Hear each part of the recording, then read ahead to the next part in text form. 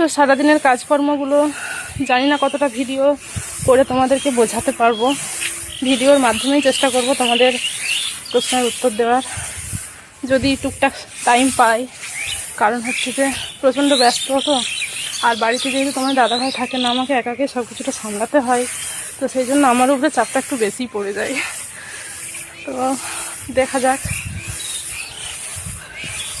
ও হাঁপিয়ে যাচ্ছি পুরো।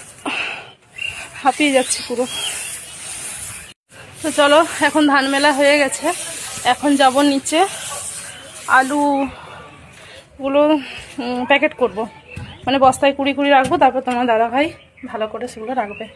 তো এখন যেহেতু ঢালা আছে, তো সেই জন্য বস্তাতে এখন কুড়োতে হবে। তো চলো এখন এরপর নিচে যাই।